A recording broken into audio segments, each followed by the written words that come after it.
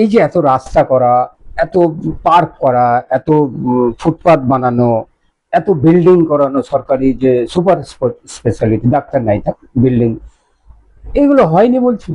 আমি তো একবার বলিনি হয়নি। আমি কি বলেছি, যেমন মনে করেন এই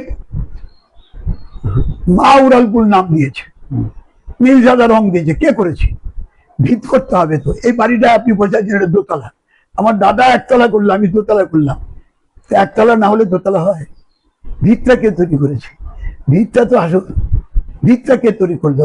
আগে ছিল মাগো একটু ফ্যান দাও, মাইলো দাও, এই দাবিতে আন্দোলন।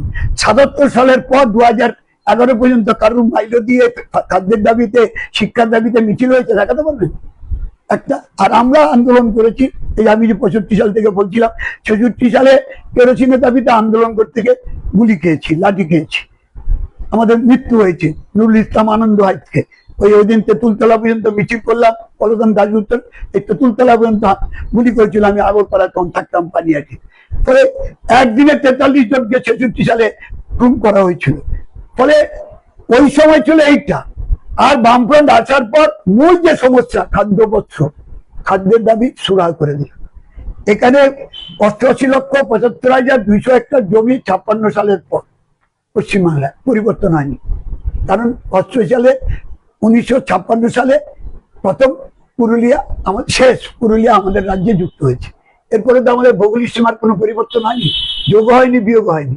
তাহলে ৮৮,৭৫,২০০ হেক্টর জমি, আপনি একটু ভালো করে তথ্য নেবেন। এই ৮৮,৭৫,০০০ জমি থাকাকালীন ১৯৫৯ সালে খাদ্যের দাবিতে আন্দোলন করতে গিয়ে বিধান রায় ছুটিতে ছিলেন, প্রফুল্ল সেন খাদ্যমন্ত্রী, কালীপদ মুখার্জি স্বরাষ্ট্রমন্ত্রী, তাদের পুলিশের আঘাতে ৮১ জন নিহত হয়েছে। তখন খাদ্যশস্য কত উৎপাদন হতো? ৩৯ লক্ষ মেট্রিক টন। এটাকে দুটো যুক্ত হন হরেকৃষ্ণ কুমার ভূমি রাজস্ব দপ্তরের মন্ত্রী হওয়ার পর, ভূমি সংস্কার দপ্তর নামকরণ করার পর সেটা উৎপাদনটা বেড়ে ৭৪ লক্ষ টন হয়েছে। তারপর সরকার থাকলো না, এরও আর বাড়াতে পারেনি। বামফ্রন্ট যখন এলো ৭৪ লক্ষ মেট্রিক টন খাদ্যশস্য উৎপাদন হতো ৭৭ সালের ২১শে জুনের আগে। আর বামফ্রন্ট এসে বিদায় যখন নিল তখন হচ্ছে ১০,৪৫,০০০ মেট্রিক টন খাদ্যশস্য উৎপাদন হচ্ছে। তাহলে আপনি কাদের, সরি, ১,৭৫,০০,০০০ মেট্রিক টন খাদ্যশস্য উৎপাদন হচ্ছে, তাহলে কাকে আপনি দেবেন? সুতরাং এইগুলি বলে লাভ আছে? যারা বলে তাদেরকে এখন কি বলে না, ওই যে আফিম করে না, তাকে অন্ধ করে রাখতো এবং আফিম খাইয়ে, এরকম প্রচারের তোরে ওই একজন লিখেছিল, যারা প্রজারা যদি চুপ করে থাকে আর এরা যদি দুর্দণ্ড প্রতাপ হয় রাজারা, আর পত্রিকা যদি বিভ্রান্তি ছড়ায়, তো মানুষের সর্বনাশ ছাড়া তো কিছু হবে না। পত্রিকা যদি এই সময় বিভ্রান্ত হয়, প্রজারা শোষিত হয়ে যদি নীরব থাকে, আর রাজারা যদি দুরন্ত আক্রমণ করে, দুর্দান্ত মানে দুষ্কর্ম করে, আর পত্রিকা যদি মানুষকে বিভ্রান্ত করে, সংবাদ মাধ্যম, তাহলে মানুষের সর্বনাশ ছাড়া কি হতে পারে? সুতরাং মানুষ তো সাফল্যগুলিকে আনছে না। আপনি যে কথা বলেন কারেক্ট, আপনার বক্তব্য কারেক্ট, এটাই প্রচার হচ্ছে। কিন্তু আপনি ব্যাক ফ্যাক্টটা তো দেখবেন, যে পশ্চিমবাংলায় এই যে বললেন কি তৈরি করেছে, কোনটা করলেন? একটা বলুন হাসপাতাল, বড় হাসপাতাল কে কোনটা তৈরি করেছে? ৮,০০০ স্কুল বন্ধ করে দিয়েছে, ৭,০০০ স্কুলের প্রধান শিক্ষক শিক্ষিকা নেই। পরে আসছি স্কুলটা।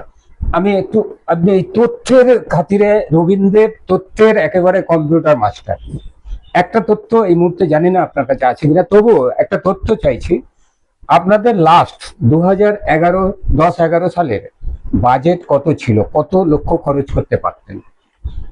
আমাদের বাজেট, এটা আমাকে একটু বলতে, আমি এরকম আমি একটু করি, আমার কাছে মোস্ট ২৭,০০০ কোটি টাকা। সেটা ২০২০-২১ সালে তৃণমূলের মানে মমতা ব্যানার্জির বাজেট এলো ১,২৩,০০০ কোটি টাকা। এখন মমতা ব্যানার্জির বাজেট, ধার হোক দেনা হোক যাই হোক, ৪,০০,০০০ কোটি টাকার উপরে। এটাকে কিভাবে দেখেন? এটার উত্তর একটা কথা দেখি। প্রথম, ওই সময় ২৭,০০০ কোটি টাকার দামটা এখন কত?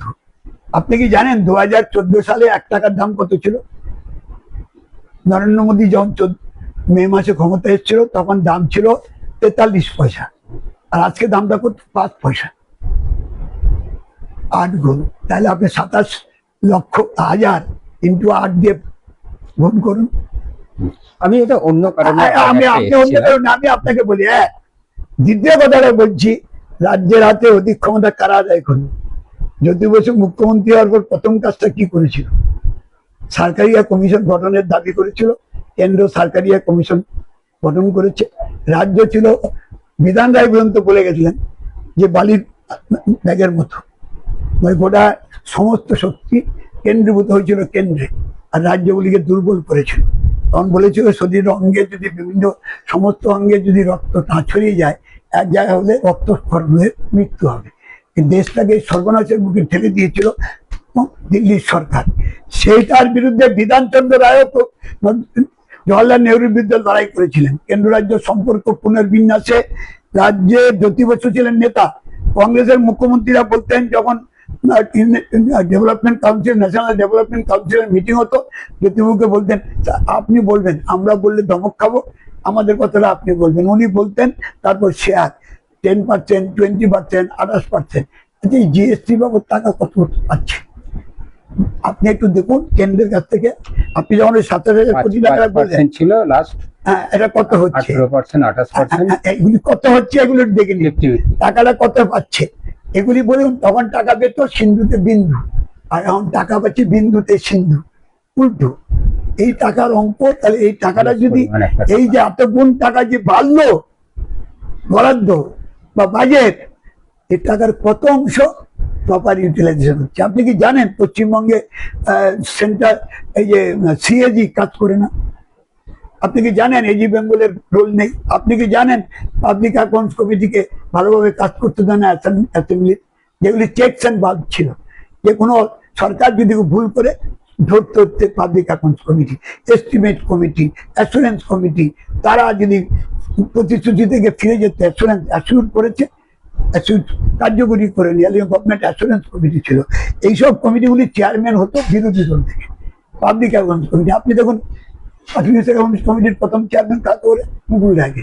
মুকুল রায় কি করতো? তৃণমূল থেকে বিজেপিতে গেছে, আসলে তৃণমূলের লোক, তাকে দিয়ে করতো। ওই কৃষ্ণ, ওই যে রায়গঞ্জের এমএলএ হয়েছিল, তাকে করলো। সে বিজেপি থেকে তৃণমূলে আসবে, এই জন্য তাকে বিজেপির নাম দিয়ে করে। শঙ্কর সিংকে করেছিল পাবলিক অ্যাকাউন্টস কমিটির চেয়ারম্যান, যে দু নৌকে পা দিয়ে চলতো। সুতরাং পাবলিক অ্যাকাউন্টস কমিটি বৈঠক হয় না। আমাদের কত, এই যে সুখবিলাস ভার্মা, কত পয়লা বৈশাখে আমার সাথে দেখা হয়েছিল, উনি একটা কমিটির সচিব ছিলেন, আমি পাবলিক অ্যাকাউন্টস কমিটির মেম্বার ছিলাম। সত্যবাবুলি পাবলিক অ্যাকাউন্টস কমিটির চেয়ারম্যান ছিলেন। উনি যেমন চেপে ধরেছে, অফিসার তো পাচ্ছে, তারপর ফাইল রেডি করে পরের মিটিং এসে কালেক্ট করতে হয়েছে। এখন আছে কিছু? এখন সব দলদাসে পরিণত করে দিয়েছে, অফিসারদের দলদাসে পরিণত। নাহলে একটা ভাবতে পারেন, একজন মুখ্যমন্ত্রী বলছেন আমি দলের প্রতিনিধি হিসাবে আইপ্যাকের অফিসে এসেছি ফাইল লুট করতে। তাকে পাহারা দিতে গেছে কে? নন্দিনী চক্রবর্তী। তাকে পাহারা দিতে গেছে কে? Home secretary. পারে? এই মামলা চলছে, এই মামলা এখন নানা ভেবে চাপ দিয়ে পিছিয়ে দিচ্ছে। যেমন ডিএর মামলা আবার বলছে ইলেকশনের পর। এগুলি কথাগুলো একটু খেয়াল করবেন একটু। এগুলি আপনারা সংবাদ মাধ্যমে এই কথাগুলি তুলছেন, ধন্যবাদ, এটি কাজ। যে প্রশ্ন আসে সেই প্রশ্নটা রাজনৈতিক কর্মীদের কাছে তুলে ধরা, এটা সঠিক। কিন্তু এটা বাস্তবতা হচ্ছে এই, যে যেগুলি বলা হচ্ছে আর করা হচ্ছে পার্থক্যটা কি? আমি যে কথাটা বললাম, এটা আমি আবার বলছি, বারবার বলবো, যে ভিত তৈরি যারা করলো, আজকে কৃষকের হাতে জমি, তারপরে ফসল ক্রয় ক্ষমতা বাড়িয়ে আমি 1,75,00,000 টন খাদ্যশস্য উৎপাদন করেছে। খাদ্য সমস্যার জন্য এখনো পশ্চিমবাংলা আন্দোলনে আমরাও বামপন্থী রেখে মমতা ব্যানার্জির কাছে খাদ্যের দাবিতে ডেপুটেশন দিচ্ছি না, ফসলের ন্যায্য দামের দাবিতে ডেপুটেশন দিচ্ছি, ক্ষেতমজুরি মজুরি দাবিতে ডেপুটেশন দিচ্ছি। এই কথাগুলি আপনি যদি বুঝেন, বেশটা কে তৈরি করলো, জমি কে দিল?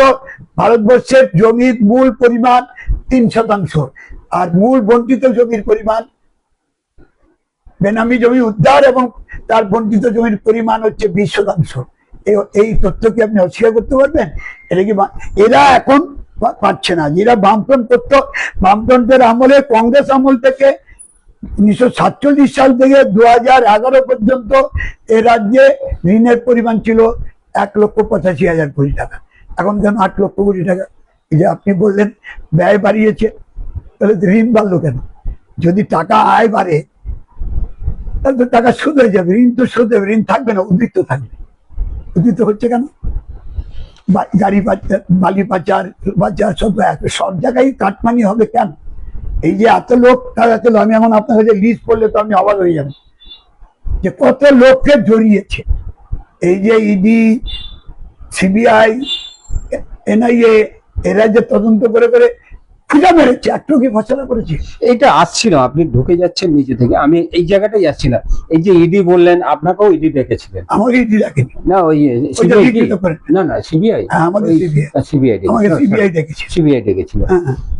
এবং মমতা ব্যানার্জি আপনাদের বিরুদ্ধে বারবার বলেছেন আপনারা এই যে ফাইল পোড়ানো কেস বা ফাইল নিয়ে যা পালিয়ে গেছেন আপনারা, এটা কি? আরে নিজে ফাইল পুড়িয়ে দেখালেন তো, উনি ফাইল যে ছিনতাই করে আনলেন আইপ্যাক এর অফিস থেকে, এটা তো সবাই দেখে চলেছে। আমাদের একটা দেখান না, এটা দেখি। আপনি তো 15 বছর এত পাওয়ারফুল, আপনি মানে ফুৎকারে চলেন, আপনার একজন অগ্নি কন্যা, আগুন দাউ দাউ করে একটা থুতুও বলো, জলে ছিটকা পড়লে তো আমরা জানতাম। আমাকে ডেকে পাঠিয়েছিল সাক্ষী হিসাবে, হাসলো যে ডেকেছিল, আমি তার নামটা এখন বললে আপনি অবাক হয়ে যাবেন। সে আমার সম্পর্কে কমিউনিস্ট আন্দোলনের ইতিহাস আমাকে জেনেছে। সে আমি দেখলাম নিজে একটা অপরাধী বোধ করেছিলেন আমাকে দেখে। হ্যাঁ, তারপর অনেকে ভেবেছিল কেন ডেকেছে, একজন যে একটা টিভি চ্যানেলের সাথে ছিলেন যুক্ত, ওখানে ওর কাছে আমি যেতাম যখন, আমি সব তো জানেন, আপনি জানেন, মিডিয়ায় সবচেয়ে বেশি যদি কেউ যায় তার নাম রবীন্দ্র দেব, 75 সাল থেকে। মিডিয়াকে ব্যবহার করতে সবচেয়ে বেশি অ্যাক্টিভ ছিলাম। আমি অনেক অধিকার আদায় করেছি, বিবিসি কে দিয়েও, দূরদর্শনের চ্যানেল থেকে আরম্ভ করে রাজ্যের আন্দোলনের সামনে সারি মোদী ডেকেছি, আমি গেছি।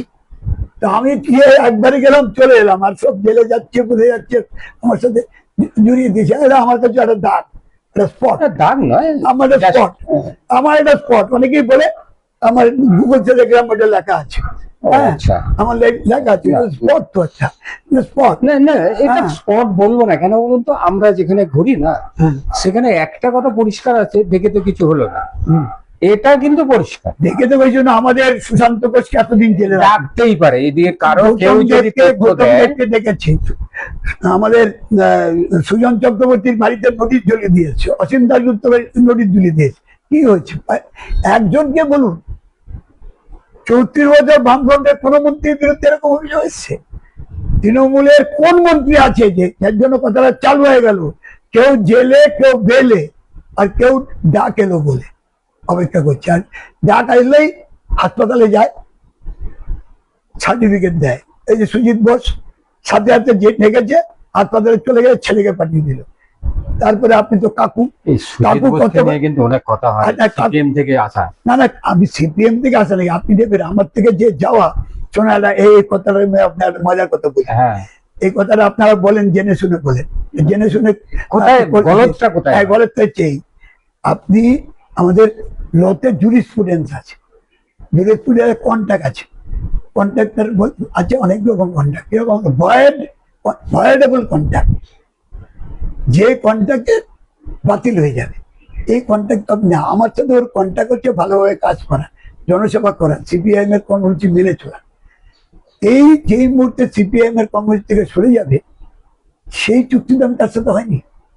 সে যতদিন সিপিআইএম এর ছিল না, একটা অভিযোগ আছে, এই যে এতদিন ধরে ওকে ডাকাডাকি করছে বলে, তুমি সিপিআইএম এর আমলে সুভাষ চক্রবর্তীর সাথে ঘুরেছো, তুমি এই খারাপ কাজটা যুক্ত আছো, আছে?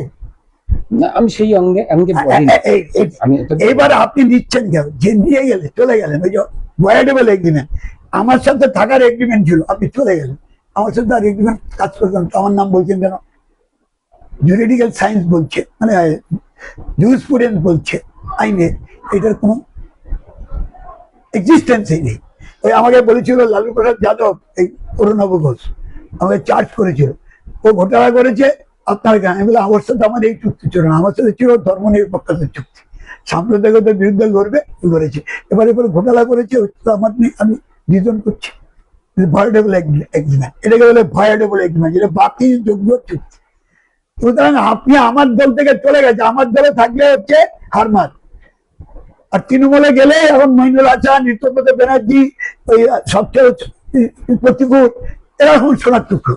একটা কথা এইখানটায় আমি আপনাকে জিজ্ঞাসা করবো, এটা আপনি একবারে সংগঠন করে আসা লোক, এই যে এদের দীর্ঘদিন থেকে তৈরি করেন, সে প্রতিগুর হয়তো লাস্ট, এই যে দীর্ঘদিন থেকে এদের তৈরি করেন, এই সুজিত বোস তো আরো পুরানো, এই মানে এদের এই বিবর্তনটা কেন হঠাৎ করে মানুষের বিচ্যুতি বিকৃতি নোটিশ দিয়ে আসে না। একটা ইংরেজি কবিতা আছে, hunger comes among the man quite unnoticed, none can see it coming but everyone feels its approach. খিদে আপনাকে বিজ্ঞাপন দিয়ে আসে না, কথাটা শুনবেন আমার কথা, আপনার কথাটা শুনে নিন, আমার কথাটা শুনে নিন, কথাটা মানেটা ইনান মানেটা ভালো করে বুঝুন।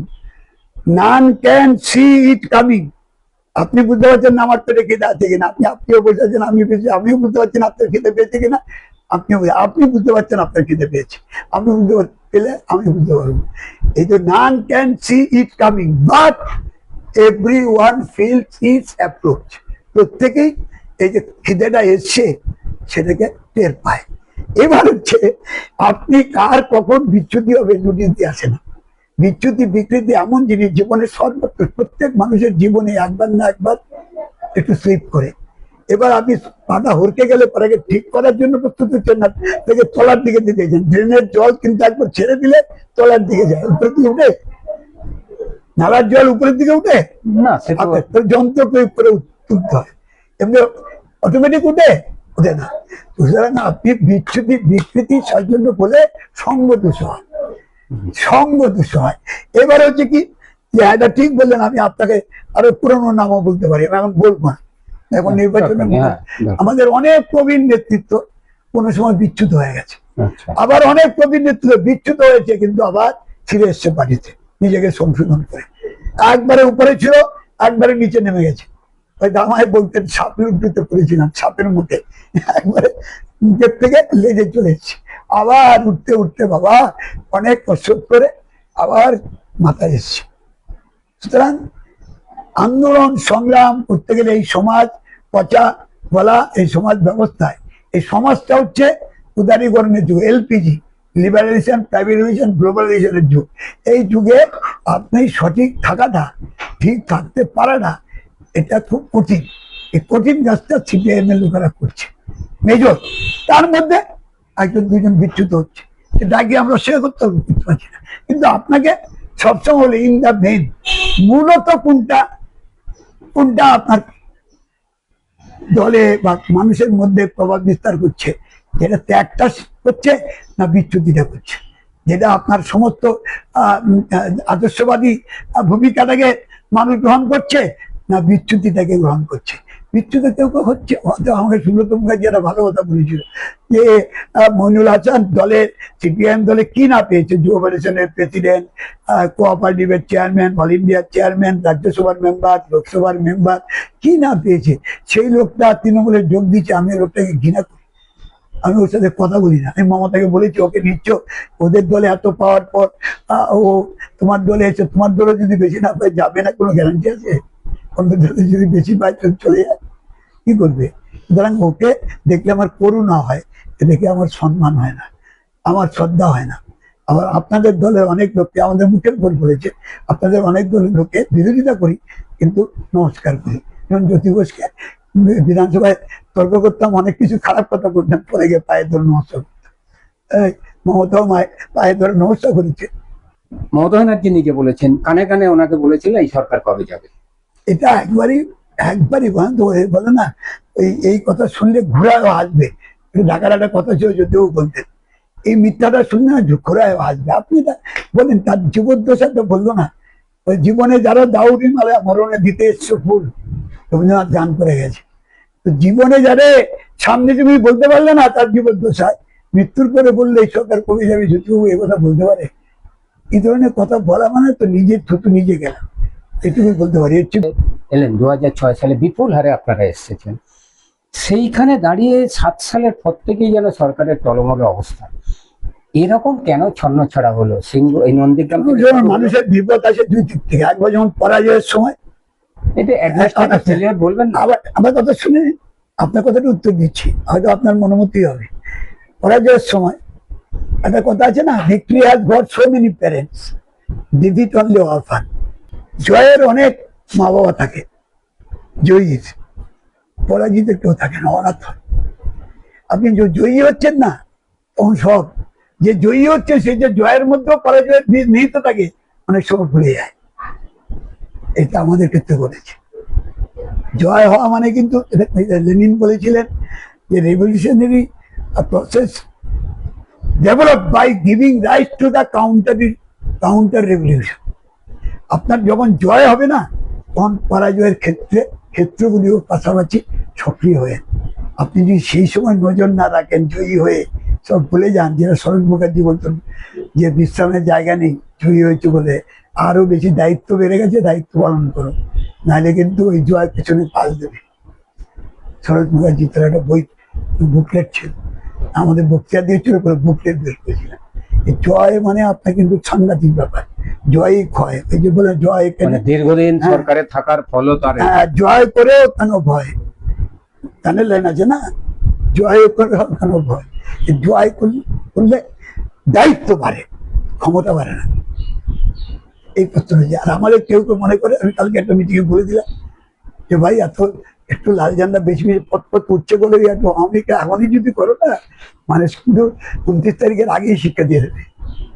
হ্যাঁ, এই আমেরিকা বড় বড় বড় বড় বড় বড় ক্ষতি করে, বললেন তো। রয়ে হলে অনেক সময় মাথাটা একটু ঘুরে যায়। যদিও কমবাবু বলতেন, শরৎবাবুরা বলতেন যে এর মাথা ঘুরলে হবে না, মাথা ঠিক রাখো, দায়িত্ব বাড়ে। আমি যখন লিডার হয়েছিলাম প্রথম, আমার যে নেতা ওকে আমি বলছি, এই তুমি লিডার হয়েছে, কি হয়েছে? বলে আমি একটা জায়গা থেকে উন্নীত, বললেন না কম দায়িত্ব বাড়লো। এতদিন কাজ করতে 100 জনের মধ্যে, এখন কাজ করতে হবে 300 জনের মধ্যে। তাই 100 জনের মধ্যে কাজ করা যে মেহনত করে, 300 জনের তোমার 3 গুণ মেহনত করতে হবে। মেহনত করাটা কিন্তু ওই 300 জনকে তোমার কনফিডেন্স দিতে হবে। এক একজনে এক রকম বলবে, সপ্তাহে 100 বলবে না, তার জন্য এই শিক্ষা অর্জন করতে হয়। জয় হওয়া মানেই হচ্ছে আপনার দায়িত্ব বাড়া। এটা যদি ভুলে যাই, এরকম ভুলে যায়। অনেক কথা হলো রবীন্দ্রর সাথে, প্রচুর প্রচুর আলোচনা, প্রচুর সেই পুরনো কথা, নতুন কথা, এখানে SIR থেকে নানা আলোচনার মধ্যে থেকে উঠে এলো নানা কথাবার্তা। আপনারা দেখতে থাকুন রাহি বাংলা। রবীন্দ্র, আপনাকে নমস্কার, নববর্ষের শুভেচ্ছা সকলকে। আপনারা যারা শুনছেন তাদের তো আন্তরিক অভিনন্দন জাগে। 1433 ভালো কাটুক সকলের, সুখ শান্তিতে, এবং আমাদের দেশের 4টি স্তম্ভ সংবিধানের সুরক্ষিত হোক, মানুষ মানুষের মতো পরিচয়টাকে অক্ষুণ্ণ রাখুক।